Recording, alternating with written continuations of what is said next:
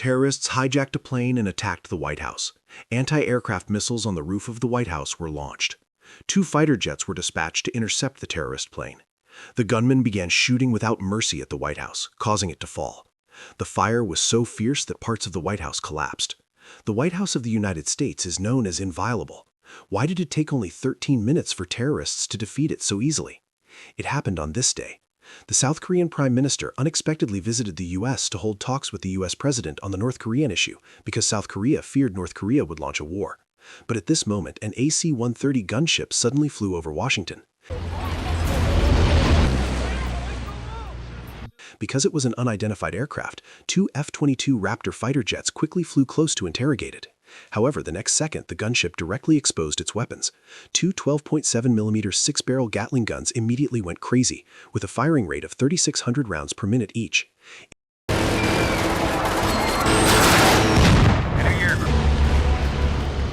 Immediately after the barrage of bullets, 1 F-22 was destroyed. The pilot of the remaining plane immediately deployed a parachute to escape, but the fighter also fell to the ground and exploded. Then the plane quickly flew straight towards the White House. Security forces inside the White House also received information about the terrorist attack. Everyone immediately panicked and took the president and the prime minister of South Korea to immediately hide in the bunker underneath the White House. This place is 120 feet deep, about 36 meters, and can withstand the destructive force of a nuclear blast. And this is also a real facility officially named the Presidential Emergency Operations Center. At the same time, Andrews Air Force Base not far away also sent an F-22 to assist. All security forces on the ground were also immediately on alert. Everyone had their weapons ready to respond. The Stinger missile launchers on the roof also pointed their barrels into the sky. The scene immediately became chaotic. Curious people were still looking at the plane. But in the next moment, dense bullets like rain swept madly into the crowd indiscriminately. Stinger missiles instantly locked onto enemy targets.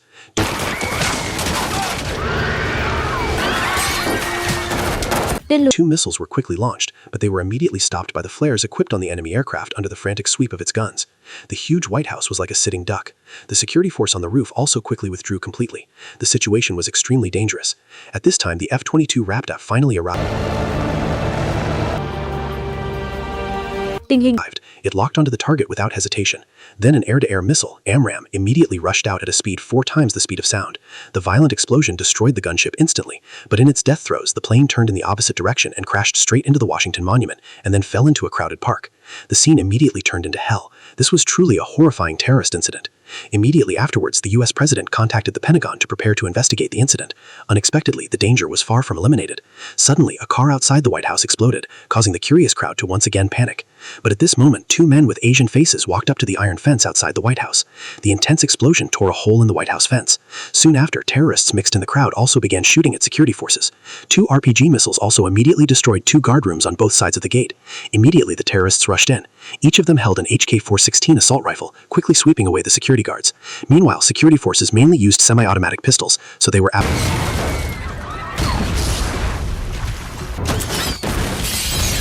absolutely not their opponents. Under enemy fire, security guards at the gate fell one after another, and the White House's crisis grew. The situation could not be delayed. After learning about the situation, the Pentagon immediately sent the Delta team to surround and destroy the threat, but it would take them another 15 minutes to get there. What was more desperate was that unexpectedly, among the high-ranking officials hiding in the bunker, there were terrorists lurking. With a barrage of bullets, the president was quickly taken hostage, and high-ranking officials also died or were seriously injured. And right at this moment, the terrorists on the ground drove 2 trucks to the gate. They actively blew out the tires so the trucks would fall to the ground, blocking the entrance. Immediately after, 2 M240B general-purpose machine guns opened fire at full capacity at the White House gate, at a rate of fire of 600 rounds per minute.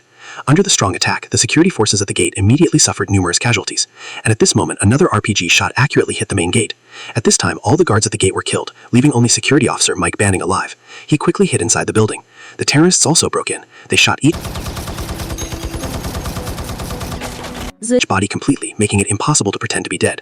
Therefore, this is also the reason why it is impossible to fake death on the battlefield. Then, in the second-floor hallway, the last guards and terrorists faced off again. A security officer holding an Uzi submachine gun fired at a rate of 600 rounds per minute. However, the ammunition for a submachine gun is limited. The maximum magazine is only 40 rounds. Bullets were quickly exhausted. Immediately afterwards, under the enemy's grenades, 2 security guards were blinded and fell down unable to resist. Next, the last few security guards guarding the surveillance room were still holding HK-MP SR-25s and wanted to risk their lives to resist. The White House was now completely overrun. All the guards died. The terrorists had taken over the White House. At the same time, the Delta team outside the White House finally arrived at the scene. They immediately took action to prepare for the rescue. Snipers on the roof also deployed SR-25 sniper rifles to tightly surround the White House. However, just as they were about to launch a strong attack, suddenly the Pentagon received a call from the White House bunker. A terrorist immediately demanded the U.S. military withdraw from the White House. Due to the threat, the Pentagon had to order the withdrawal of troops and set up a perimeter alert. At this point, the situation was completely in the hands of the terrorists. The White House's stars and stripes were also thrown down violently. This was America's disaster and the terrorists' triumph. But in the midst of the most despair, Security Officer Mike Banning was lucky to survive. He hid in the floors and searched carefully. He quickly went to the monitoring room. Right after that, Mike used a knife to quickly kill an enemy. He then immediately turned off the White House surveillance system. Preparing to find an opportunity to carry out a rescue operation and contact the outside world, Mike immediately sneaked into the president's office. Next, he used the password to take out the satellite phone and successfully contacted the Pentagon.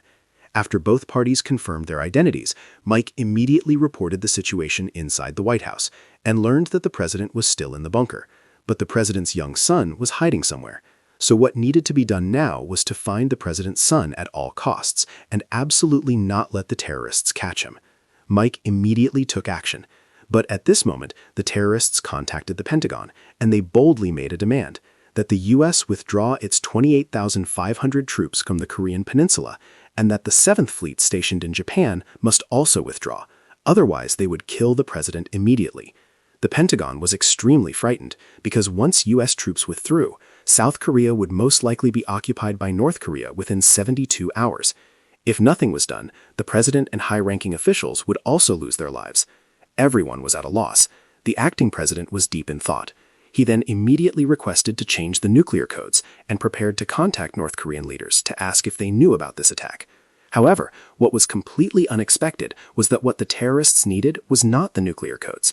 The terrorist leader immediately grabbed the U.S. chairman of the Joint Chiefs of Staff and stabbed him in the neck with a knife, forcing him to reveal the Cerberus Code. The Cerberus Code is a top secret of the U.S. military. The President, the Secretary of Defense, and the Chairman of the Joint Chiefs of Staff each hold one part of the three-part code. If activated successfully, the entire U.S. nuclear arsenal would self-destruct. The consequences were unimaginable. Faced with the terrorists' threat, the president could not bear to see the general killed, so he revealed his part of the code to beg for his life. Immediately, the Pentagon received the information. Everyone fell into unbelievable desperation, trying to prevent all three codes from being obtained. The Pentagon urgently contacted Mike, asking him to rescue the president's son by all means immediately. If not, the terrorists would definitely use him as a threat. So Mike immediately took action and went to the Lincoln bedroom, because here there is a secret passage to the White House, built by President Truman when he rebuilt the White House in the 1950s. Normally, it is used for staff travel. When there is danger, one can also hide inside. Mike immediately searched carefully. Sure enough, not long after, he found the boy hiding in a corner. Just then, Mike called, notifying the Pentagon and asking the guards at the tunnel exit to be ready. But at this moment, terrorists arrived in the room. After a while of searching, they pointed their guns at the wall. And Mike also noticed something was wrong. Thanks to his flexible movement skills, he quickly took the boy away and reached a ventilation duct door. He told the boy to crawl out of the White House this way, but as soon as he crawled in, a terrorist entered the room. Seeing that the ventilation grill had been removed, the enemy immediately stuck his head in to take a look. In a moment of danger, Mike, who was hiding in the darkness, immediately took action, directly using a neck strike to kill the enemy. The neck strike is also known as a sure kill move that only requires one hit to defeat the enemy. Once the lock is successful, no matter who the opponent is, even Mike Tyson, they would have to give up. Not long after, under the welcome of the outside force, the rescue team successfully approached the ventilation duct and rescued the boy. The Pentagon cheered happily. This was considered the first good news since the incident happened. So next, they needed to see if they could save the president. Mike then continued to hide and suddenly attacked two enemies at the corner of the staircase. Next, he forced them to reveal the leader's location, but the terrorist was not afraid at all and even laughed. Faced with provocation, Mike, without hesitation, killed one guy, then forced the other to reveal the information. Facing the brutal Mike, the enemy quickly revealed everything. Unexpectedly, the leader of this terrorist attack was Kang Yansak, the leader of a North Korean extremist group and the #1 wanted terrorist in the world. When he was a child crossing the Korean border, his mother was killed by a mine explosion, and his father was also executed by North Korea. Therefore, this terrorist attack was also a naked act of revenge.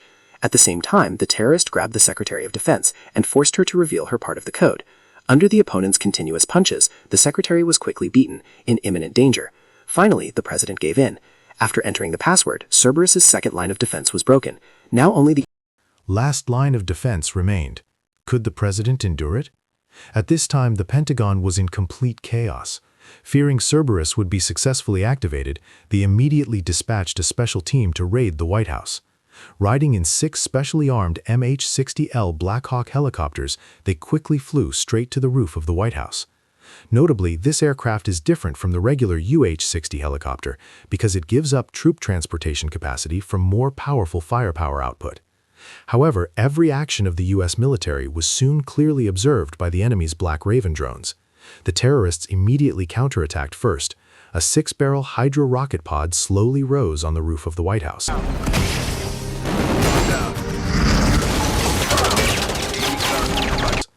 At this moment, Mike promptly ran over. Seeing this situation, he immediately tried to stop it. However, it was too late. As soon as the helicopters reached the airspace, suddenly heavy fire from the rocket pods swept across the sky like rain. Under strong fire suppression, Black Hawk helicopters were shot down and crashed one after another. In a moment of danger, Mike promptly climbed onto the roof and used an RPG to blow up the launcher. The U.S. military's rescue operation had completely failed.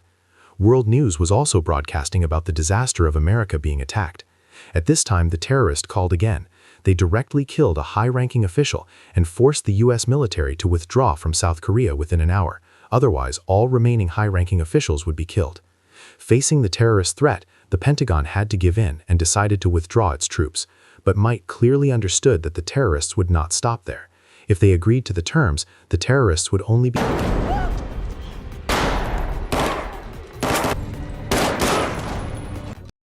become more arrogant. Mike ended up buying 30 minutes of time for the rescue. He immediately stood up to find a way. However, to intimidate the U.S. military and force them to quickly agree to the conditions, the terrorists brought the Secretary of Defense outside the gate, then forced her to step outside. They wanted to kill her publicly in front of everyone. As soon as they opened fire, Mike, hiding far away, counterattacked. During the chaos between the two sides, the Secretary of Defense took the opportunity to escape and was successfully rescued by the U.S. military outside. Mike also relied on his quick moving skills and shooting talent to help deal with the pursuing terrorists. But at this time, news of the White House attack had spread around the world, and tensions between South and North Korea were extremely high, with the possibility of war breaking out at any time. Seeing that half an hour had passed, the Pentagon had no choice but to order American troops to withdraw from Korea. The 7th Fleet in the Pacific was also withdrawing. As a condition of negotiations, an American MH-60 helicopter had also arrived outside the White House to wait for the terrorists to leave before trying to arrest them and rescue the president. Little did they know it was all a terrorist plot. A great disaster was about to break out. At this moment, a group of hostages with their heads covered in black cloth walked out. Snipers holding Remington 700 rifles searched for the president among the hostages, but because everyone's head was covered, he was temporarily undistinguishable. Therefore, the U.S. military had to helplessly watch the plane fly away. They continued tracking by positioning, but the next moment was accompanied by a violent explosion. As soon as the plane was clear, it immediately crashed, killing everyone on board. At this time, the Pentagon collapsed in despair, thinking the president was lost. This was the plot the terrorists had planned, but Mike, who witnessed it all, thought something was unusual. He guessed that the terrorist leader was definitely still hiding in the bunker, and the president was definitely still being threatened by him. He just wanted to take advantage of the chaos to escape. As expected, the ringleader was still decoding the Cerberus code at this time.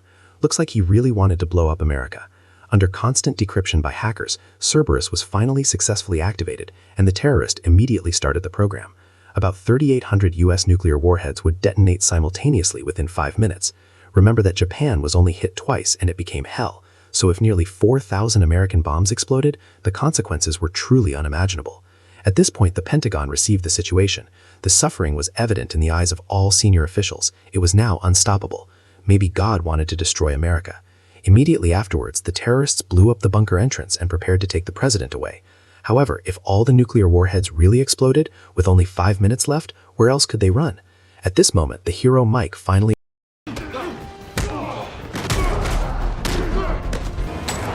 arrived in time, and the two sides immediately got into a fight. While While the president struggled with the terrorist leader over a P229 pistol, the enemy unfortunately shot him. In a key moment, Mike successfully destroyed the enemy and rushed to save the president. Even though he was exhausted, protecting the president was his instinct, the only mission of a personal bodyguard. So Mike used all his strength to escape the restraints, then used a chokehold to lock onto the terrorist, then quickly used a dagger to finish him off with one blow. At this time, President Asher and Cerberus had only 1 minute left before detonation. Mike urgently contacted the Pentagon and immediately asked about the override code. Finally, in the last 3 seconds, Mike successfully saved the whole Earth, preventing a global destruction disaster, and Mike also brought the president out of the White House hell filled with rows of corpses. It cannot be denied that Mike is truly a superhero. He is truly the Captain America of modern times. Olympus Has Fallen is not just a simple dramatic action film, but also an alarming cinematic statement about the fragility of supreme power. The film pushed political tension and violence to the extreme, drawing audiences into a battle for survival with no room for tolerance. The most notable thing is the direction by Antoine Fuqua, which brutally breaks down all defense barriers. In just 13 minutes, the symbol of American power, the White House, turned into a hellish fortress under the control of the enemy. The opening scene with the AC-130 attack and its terrible fall set a relentless pace, making viewers feel suffocated and hopeless. The profoundness of the film lies not only in the epic explosion scenes, but also in the core character opposition. Among the passive government leadership team hides a jealous and lonely action hero, Mike. Mike, played by Gerard Butler, represents raw loyalty and pure survival instinct amid the collapse of every system. He is the last bodyguard not bound by diplomatic rules or misguided withdrawal orders, becoming the only fighting soul against the terrible Cerberus plot. The film thematically taps into America's collective fear after 9/11, the fear of being attacked from within, betrayed by seemingly harmless characters. And the truth is that the most advanced security technology can still be broken by a well-planned plot. The goal of the terrorist leader, Kang Yon-sok, is not only to destroy the president personally, but to destroy the will and the ability of an entire superpower to defend itself through the destruction of its nuclear arsenal, an act of personal revenge pushed to the macro level. The value of a movie lies in its reputation, and the value of a movie review lies in its perception. Today's story ends here. Thank you for watching the movie. If you like it, please give a like and a comment below. Goodbye, and see you again in the next videos.